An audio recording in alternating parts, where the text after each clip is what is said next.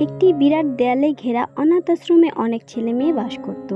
Isabella তাদের দেখাশোনা করত। তারা এখানে লেখাপড়াও করত। একদিন একটি ছোট মেয়েকে একটি ফ্যামিলি অ্যাডপ্ট করে নিয়ে যায়। মেয়েটি তার প্রিয় পুতুলটি রেখে যায়। এমা ও নরম্যান এটা দিতে গিয়ে আসল সত্যটা জেনে ফেলে।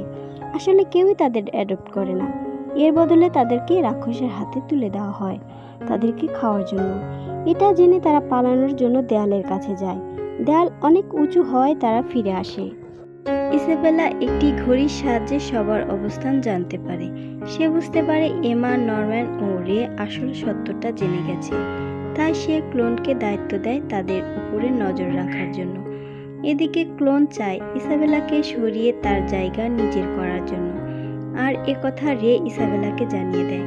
ফলে ক্লোনও রাক্ষসের খাদ্য হয়ে যায়। ইসাবেলা রেকে ঘরে আটকে রাখে। এমা ও নরম্যানকে খুঁজতে বেরিয়ে যায়। তারা দুজনে ইসাবেলার হাতে ধরা পড়ে। একদিন নরম্যান লুকিয়ে দড়ি বেয়ে দেয়ালের উপরে উঠে যায়, কিন্তু দেয়ালের উপরে একটি গভীর খাদ ছিল যেটা পাড়ি দেওয়া অসম্ভব। ইসাবেলা নরম্যানকে ধরে ফেলে আর রাক্ষসের হাতে তুলে দেয়। এরপর কিছু মাস কেটে যায়। এমা ও তার বন্ধুরা মিলে প্ল্যান করে আশ্রমে আগুন ধরিয়ে দেয়। তখন সবাই মিলে পালিয়ে দড়ি বেয়ে দেয়ালের উপরে উঠে যায়। ইসাবেলা তাদের পিছু নেয়। তারা দড়ি ছুঁড়ে খাদের ওপাশে একটি গাছের সাথে আটকিয়ে নেয়। এমা ছাড়া সবাই দড়ির সাহায্যে ওপাশে গিয়ে পৌঁছায়। এর মধ্যে ইসাবেলা এসে পৌঁছায়। সে দড়ি কাটতেই যাবে, তখন তার মনে পড়ে একসময় সেও এখান থেকে পালিয়ে যেতে চেয়েছিল, কিন্তু পারেনি। সে তাদেরকে হাসি মুখে বিদায় জানায়।